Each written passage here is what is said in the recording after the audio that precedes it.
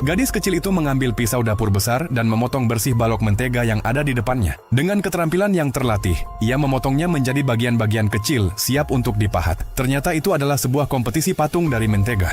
Di hadapannya, seorang wanita lain mengenakan sarung tangan, berpacu dengan waktu untuk memulai kreasinya sendiri. Ia berusaha untuk fokus, tetapi keramaian di sekitarnya membuatnya sulit berkonsentrasi saat ia meratakan permukaan dengan spatula. Sebuah momen gangguan, dan ia tanpa sengaja mencukur sudut mentega tersebut. Sementara itu, gadis kecil itu tetap tenang dan mantap. Setiap potongannya presisi. Ia sama sekali tidak terpengaruh oleh para penonton. Kompetisi semakin memanas. Semakin banyak orang berkumpul. Kedua pematung itu benar-benar fokus. Kreasi mereka perlahan mulai terbentuk dan antusiasme pun semakin membesar. 8 jam berlalu begitu cepat. Saatnya sentuhan akhir. Hitungan mundur dimulai. Alat diletakkan. Waktu habis. Kini tinggal penilaian. Patung gadis kecil itu, seorang anak yang meringkuk lembut dalam pelukan ibunya. Kuat, emosional, luar biasa. Terlebih lagi dibuat oleh seorang gadis berusia 10 tahun. Karya wanita itu, sebuah rekreasi dramatis dari pembunuhan JFK. Secara teknis sangat hebat, tetapi jika dibandingkan dengan karya gadis kecil yang menyentuh hati, karyanya terasa hampa. Hasil akan diumumkan 2 hari kemudian. Kerumunan mulai bubar. Wanita itu pergi dengan diam-diam.